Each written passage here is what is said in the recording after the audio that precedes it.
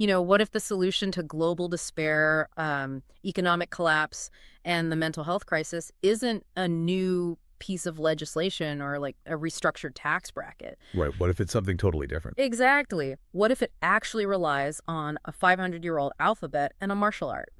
Welcome back to the deep dive. We are so glad to have you with us. You sent us this incredibly dense, philosophically rich lecture transcript delivered in Ulsan, South Korea. This was in August of 2025.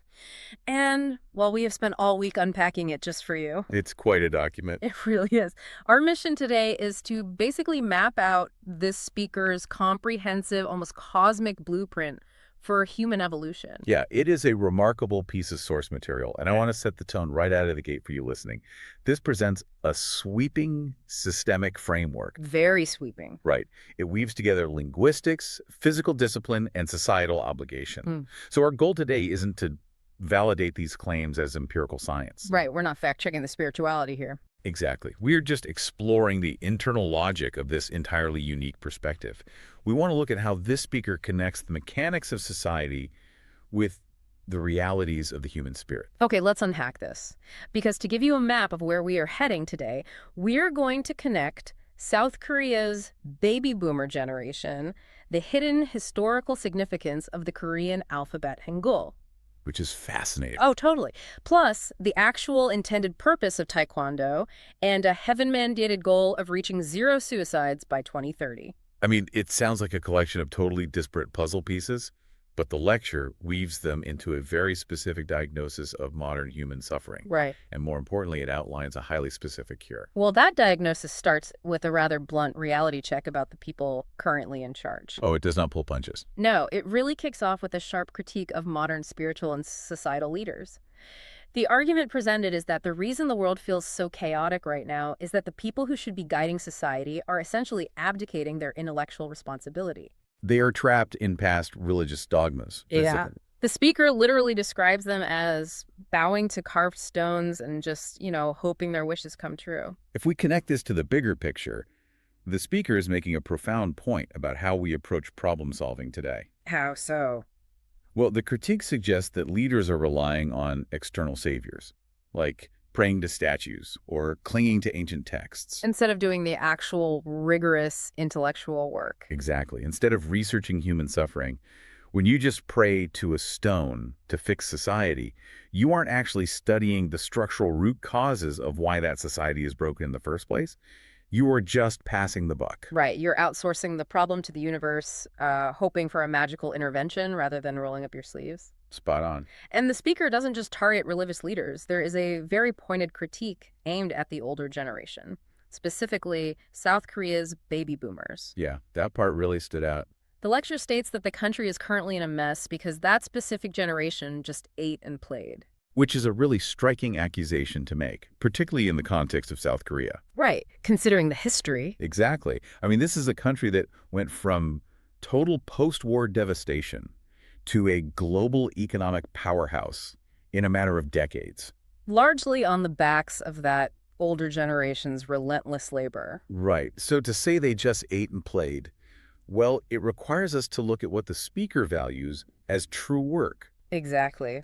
The underlying argument seems to be that while they built the physical buildings and, the economy, they completely neglected to build the spiritual or societal infrastructure. The infrastructure needed to keep people from drowning in despair. Right. They prioritized economic survival, but left a massive intellectual and spiritual void. It's quite an indictment. It's like an entire generation of retirees is suddenly being told their vacation is canceled, and they are now being drafted as the world's most vital social workers to clean up the mess. That is a highly accurate way to conceptualize the speaker's proposed solution. Because this older generation failed to create a true, sustainable welfare state, they are now required to step up. To become what the lecture terms social parents. Right. And a social parent is defined as someone who fundamentally shifts their life's operating principle. Away from themselves, right. Exactly. From living for themselves or merely providing for their immediate biological family to living entirely for the betterment of society. And this brings us to a massive redefinition of what welfare actually means. Because when we usually talk about welfare, we're talking about Tangible physical safety nets. like universal basic income or food stamps. Right, or building a ramp for someone who physically cannot walk. Well, the lecture explicitly pushes back on that definition. It argues that physical assistance, while necessary in the moment, is not true welfare. Because it doesn't solve the underlying issue. Exactly. If you just carry someone who cannot walk or simply hand them a check, you haven't actually solved their fundamental problem. Wow, okay. True welfare requires intellectually investigating why they are suffering. Ah, the root cause. Yes, and then providing the necessary guidance for them to grow out of that state. It is a combination of deep empathy and rigorous intellectual research. The lecture uses a really grounding example about children to illustrate this. Like, helping a struggling child isn't just about throwing resources at them or giving them a free meal. Right. A social parent has to look at that child's pain and figure out the structural root cause of it. You have to investigate the family dynamics, the societal pressures causing the parent's absence. The entire ecosystem around that child. Exactly. You have to ask, why is this happening, instead of just slapping a physical bandage on a spiritual wound? Because if you fail to understand the why, you're doing nothing but perpetuating the cycle. The social parent's job is not to be an ATM. No, definitely not. It is to become a dedicated researcher of human pain.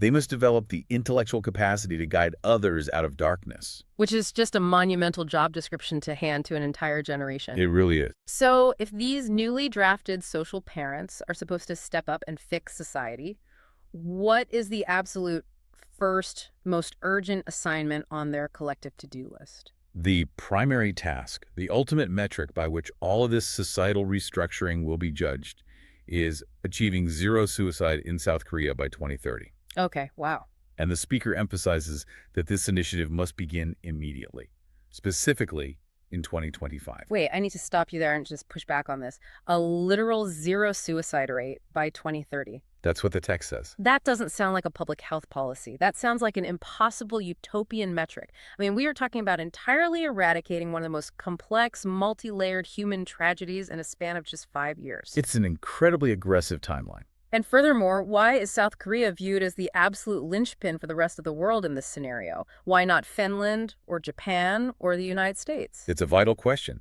and understanding the answer requires us to look at the unique spiritual positioning the speaker assigns to South Korea. Okay, what kind of positioning? Well, the lecture describes South Koreans not merely as citizens of a geopolitical nation, but as descendants of heaven. Descendants of heaven, wow. Yes.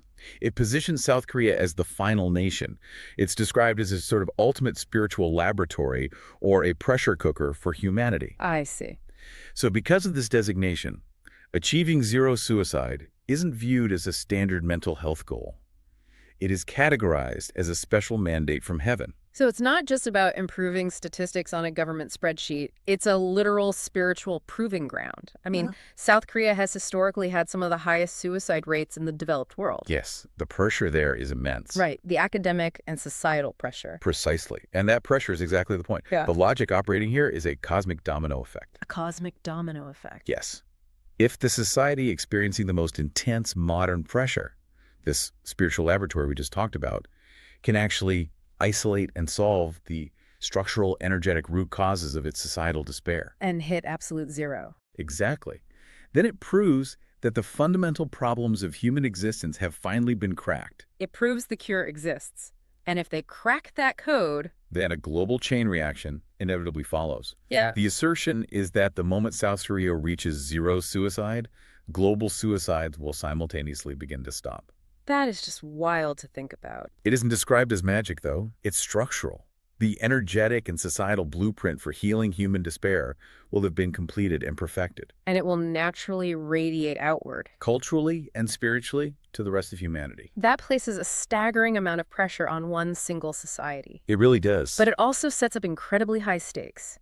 To cure societal despair on that fundamental level, you can't just pass a new mental health bill or open a few more clinics. No, absolutely not. That requires a massive structural shift in human consciousness.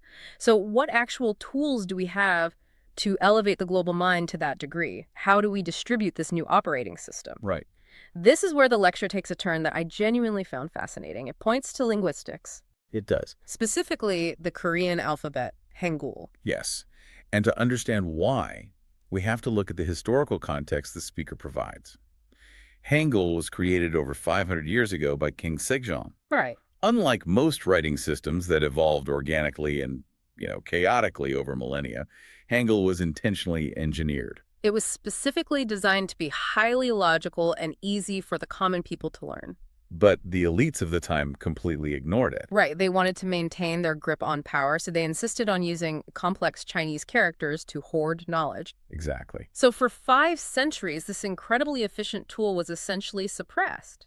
It was treated as an alphabet for the uneducated or for women. Yeah, it wasn't until after World War II that full, complete literacy with Hangul was actually achieved across the entire population. It's like someone inventing the smartphone in the 1500s, but the elites just used it as a paperweight for 5 centuries. That's a great way to put it. And now, suddenly, the whole world is logging on. What's fascinating here is how a lecture elevates Hangul from a mere phonetic writing system to an actual piece of spiritual technology. Right. The claim is that Hangul doesn't just convey basic information. It contains literal heavenly energy. Okay, let me challenge that for a second. Heavenly energy embedded in consonants and vowels. I know. That sounds like mysticism, not linguistics. How does the speaker justify the mechanics of an alphabet possessing energy? Well, the justification lies in the design and the practice of the language itself. Hangul's letters were originally designed to mimic the physical shapes of the vocal organs. Like the tongue and the throat. Yes, the palate, the throat, and the natural flow of human breath.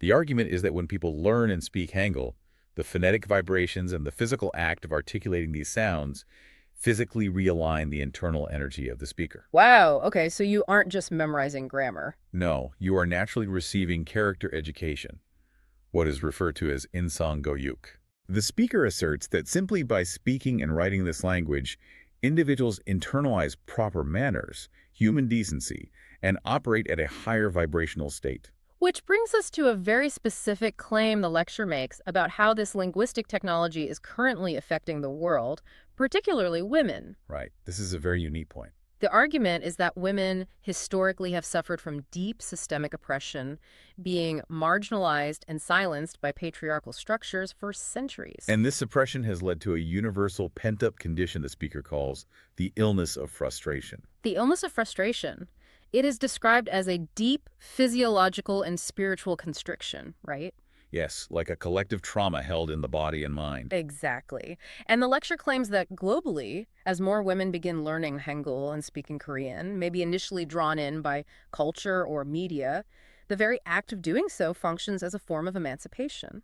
Because Hangul was originally the language of the marginalized. Right. And because its phonetics allegedly align human energy, speaking it bypasses those historical patriarchal gatekeepers.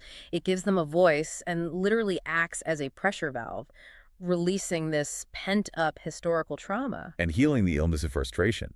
It's a remarkable theory of linguistic determinism. It really is. The concept that the structural accessibility and the embedded phonetic energy of a language can physically and spiritually heal generational trauma.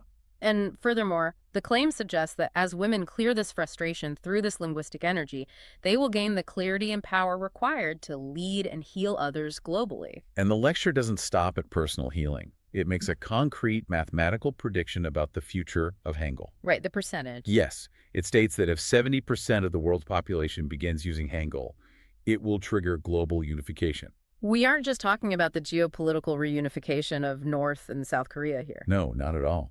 The speaker is talking about world peace. Complete global unity. Driven entirely by humanity sharing the spiritually charged frequency of this specific language. That's incredible. The 70% metric is viewed as the absolute tipping point. In sociological terms, once you hit that critical mass, the dominant energy and operating system of the planet fundamentally shifts. Because everyone is on the same wavelength. Exactly. When the world shares this specific linguistic software, the historical barriers of misunderstanding, the rigid dogmas, and the ancient conflicts simply dissolve because the underlying frequency of communication have been upgraded. Language shifts the mind. But a liberated, highly evolved mind trapped in a physical body that is still operating in animalistic survival mode, holding on to physical tension and trauma, is eventually going to short circuit. Right. You can't run next-generation software on broken hardware. Exactly. The speaker seems to realize this, which is why the lecture introduces a physical discipline to ground this massive influx of new mental energy. And that hardware upgrade is Taekwondo? It is a vital transition in the framework. You need a physical vessel capable of sustaining this consciousness. Now, when most of us think of Taekwondo, we picture the modern Olympic sport. We picture points being scored for rapid high kick. Or a bunch of kids in a local strip mall dojo breaking thin wooden boards to get their next colored belt. Right. But the lecture explicitly states that we are completely misunderstanding what Taekwondo actually is. We are viewing it purely as an athletic competition, or at best, a basic martial art for self-defense. The lecture strips away that modern commercialized view entirely. So how does a physical sport fit into this grand cosmic blueprint alongside social parents and heavenly alphabets? By understanding that it was never meant to be a sport. Okay. The lecture clarifies that Taekwondo is Mudo, which translates to the martial way, or the martial path. The martial way. Yes. It is described as the ultimate synthesis of 5,000 years of Korean history and energy. It was not designed for fighting. It was engineered specifically for top leaders. When you say top leaders, are we talking about politicians and corporate CEOs? Not exactly. We need to define leaders in the context of the social parents we discussed earlier. Ah, the people living for society. Right, the advanced individuals who are taking full responsibility for the welfare of society. Mudo is the physical technology these individuals must use to straighten their physical body, align their mind, and properly channel their energy. So they can connect with the greater fundamental laws of nature. Exactly. It is a grounding technique for immense societal responsibility. So this isn't about learning how to throw a better punch. What does practicing Mudo actually achieve for the psychology of the person doing it? This connects to what is arguably the deepest philosophical point in the entire lecture. Which is? The practice of Taekwondo, this Mudo, is meant to facilitate the ultimate human realization. And that realization, according to the text, is the understanding that humans are essentially gods. Whoa, let's pause there. Claiming that humans are gods is a massive, potentially controversial leap? It is a huge leap. What exactly does the speaker mean by that? Well, it is the absolute pinnacle of the evolutionary framework presented in the text. To understand it, we have to look at the progression the speaker outlines. Okay, lay it out for us. We begin our existence operating entirely on animalistic instincts. In this state, we are driven solely by survival, biological needs, selfishness, and territorial hoarding. Just basically reacting to the world out of fear and hunger. Right. Just trying to secure enough resources to survive and protect our own tribe at the expense of others. Exactly. But through disciplined training and the absorption of true knowledge-utilizing tools like the phonetic energy of Hangul and the physical alignment of Taekwondo, we begin to grow. We evolve past the instincts. Yes. We transition from those mere animalistic reactions and develop into true people. We gain manners, we gain intellect, we become human. But the lecture stresses that being human isn't the final destination, right? No, it's just a transit hub on the way to something else. Wow. Once a person fully matures, once they completely understand and accept their responsibility to society and become that true social parent, a profound psychological shift occurs. They stop reacting. Exactly. They stop reacting to the world, and they start authoring reality for the benefit of others. They return to their original intended state as divine beings. So when the text says humans are gods, it means reaching a state of existence where you are no longer bound by selfish survival instincts? Right. You are operating in total harmony with the laws of nature to heal the world. The entire machinery of society, language, and martial arts exists solely to wake us up to this reality. Here's where it gets really interesting, because if we step back and look at the entire architecture this lecture paints, I mean, it's breathtaking in its scope and ambition. It truly is. We started with this incredibly grounded, harsh critique of the boomer generation, calling them out for prioritizing economic growth while failing to build a spiritual foundation. Right. This historical failure forces the creation of a new class of social parents who must fundamentally redefine welfare, not as handing out free meals, but as deeply intellectually investigating the root causes of human pain. Which then leads to the ultimate proving ground, ending suicide in South Korea by 2030. Not as a statistical anomaly, but as a deliberate cracking of the blueprint of despair, triggering a global awakening. And to achieve that monumental task, humanity isn't left empty-handed. We are given specific engineered tools. We are given the software of Hangul, a 500-year-old language infused with phonetic, heavenly energy designed to bypass gatekeepers and cure the systemic frustration of oppression. And we are given the hardware of Taekwondo, a martial way designed to physically align us. evolving us from territorial animals fighting for scraps into divine beings capable of authoring reality. It is a complete end-to-end operational blueprint for human ascension. It is. And bringing this all back to you, the listener, whether you personally buy into the concept of phonetic energy in ancient alphabets, or the idea that aligning your posture through a martial art can awaken your divine nature, Right, whether you believe the mysticism or not. the core underlying principles here are incredibly relevant to how we operate today. I completely agree. The mechanics of the argument hold weight regardless of the mysticism. The lecture is demanding that we stop looking at our cultural tools, our language, our physical movement, our societal safety nets, as mundane, passive things. Because they aren't passive. No, they are the very active instruments that profoundly shape our collective mental health. True welfare does require deep intellectual empathy. The specific way we communicate does impact our psychological liberation. We are constantly fundamentally shaping each other's realities, We really are. which leaves us with a pretty fascinating lens to view our own daily lives through. If the specific language we speak and the way we move our bodies are the literal, structural codes to upgrading human consciousness, we have to look at the new tools we're adopting. Definitely. We'll leave you with this to mull over. If language is the software that upgrades our minds, what happens when artificial intelligence starts writing our emails, translating our thoughts, and speaking for us? Oh, that's a great point. Right. If AI eventually learns and processes Hangul, does the machine inherit this heavenly energy? Or by outsourcing our communication, are we accidentally outsourcing our own spiritual evolution to servers and algorithms? It is definitely something to think about. It really is. Thank you for joining us on this deep dive. We'll catch you next time.